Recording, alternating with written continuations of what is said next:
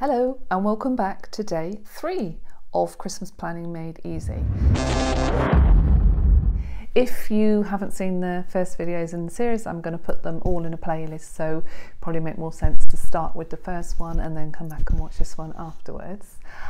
Basically, we are trying to get on top of Christmas this year and make it a little bit more straightforward, less overwhelming for people like me who aren't particularly good at planning this kind of thing. So I am trying to have a system this year. If you managed to have a go at the writing a present list yesterday, then I would love to know. Maybe stick a present emoji in the comments if you managed to make a start on that. So today it's going to be a very easy challenge. I've given you quite a lot to do over the last couple of days. Today what I'd like you to do is just start a new sheet in your planner and just write the word errands at the top of it, and then every time that anything comes to mind while you're going through this process that you need to pick up from the shops or jobs you need to do while you're out and about, then pop those on that errands list, and hopefully we can tackle those just when you're out and about looking for other things without having to make special trips.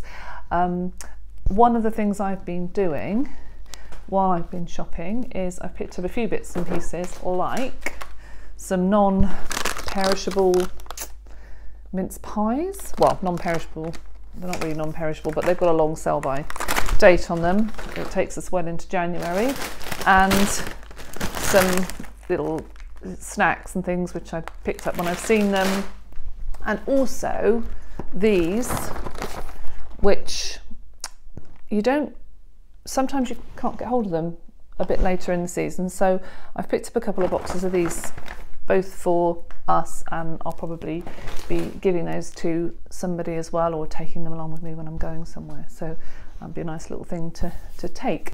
The one thing I did want to talk to you about, which is obviously quite urgent if you do them, is advent calendars. If you've already got one, great. If you don't do them, then you get a free pass today, but if you haven't bought an advent calendar yet, then you'll need to get one, because if you're anything like me, you'll have either forgotten it or left it to the last minute, and